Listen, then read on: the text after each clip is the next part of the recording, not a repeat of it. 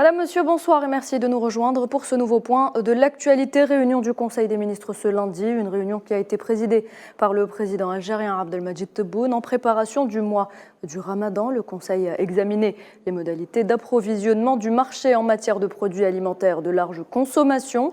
Le président Tebboune a ordonné la mise en place d'un appareil de veille précise durant la semaine courante en coordination entre les ministères de l'Agriculture, du Commerce et celui de l'Intérieur. Objectif, faire face aux bandes qui visent à remettre en question la stabilité sociale. Le président Tebboune a également insisté sur la nécessité de la réduction de la facture d'importation à condition que cela ne se fasse pas au détriment des besoins du citoyen et qu'il prenne en considération la production locale. Et puis sur le volet des projets énergétiques, le président Abdelmadjid Tebboune a rejeté les délais et a appelé à l'accélération du rythme de réalisation des projets en partenariat avec les entreprises internationales, surtout concernant la ligne Annaba Bled El Hadfa et la ligne Béchar Tindouf Garage Billet.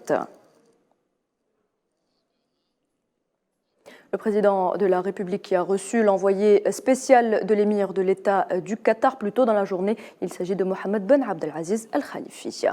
Le Conseil de sécurité de l'ONU se réunit également ce lundi. Un projet de résolution appelant l'entité sioniste à arrêter immédiatement et complètement toutes les activités de colonisation dans les territoires palestiniens sera au menu d'un briefing public. Le 36e sommet de l'Union africaine a pris fin hier à Addis Abeba en Éthiopie. C'était l'occasion pour l'organisation panafricaine de réitérer son plein soutien à la cause palestinienne dans sa lutte légitime contre l'occupation sioniste.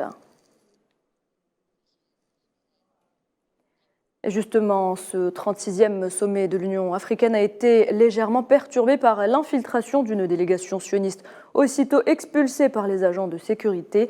L'Union africaine a affirmé par la suite qu'elle n'avait ni autorisé ni invité cette délégation tout en annonçant l'ouverture d'une enquête sur cet incident. Dans l'actualité également, la Syrie exhorte les Nations Unies à prendre les mesures nécessaires pour faire cesser les attaques de l'entité sioniste et lui demander des comptes après une attaque de missiles meurtrière contre Damas, la capitale syrienne, une attaque qui a coûté la vie à 5 personnes, dont un soldat, et en a blessé 15 autres. En Afrique, au moins 8 soldats ont été tués vendredi lors d'une embuscade tendue par les terroristes dans le nord du Burkina Faso. L'annonce a été faite aujourd'hui par l'armée burkinabé, affirmant que les unités envoyées en renfort procèdent jusqu'à présent à des opérations de ratissage. Et à quelques jours du premier anniversaire du début de l'opération russe en Ukraine, cette visite surprise du président américain Joe Biden à Kiev. Biden, qui s'est entretenu avec Volodymyr Zelensky, a promis de nouveaux armements et un soutien indéfectible à son allié ukrainien.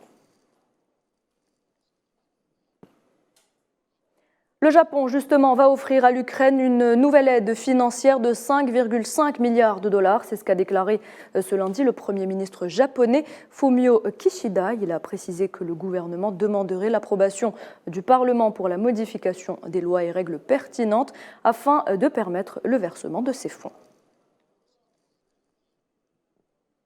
Et la Chine, de son côté, nie vouloir fournir des armes à la Russie pour appuyer donc son opération militaire en Ukraine. Elle accuse Washington de jeter de l'huile sur le feu en affirmant le contraire.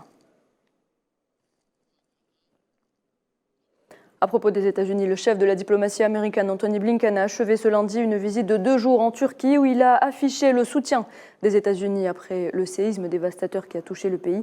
Il s'est également voulu rassurant sur l'état des relations bilatérales parfois tendues entre les deux pays. Et voilà, c'est la fin de ce point de l'actualité. Merci de l'avoir suivi. Je vous retrouve à 19h pour le journal de la rédaction.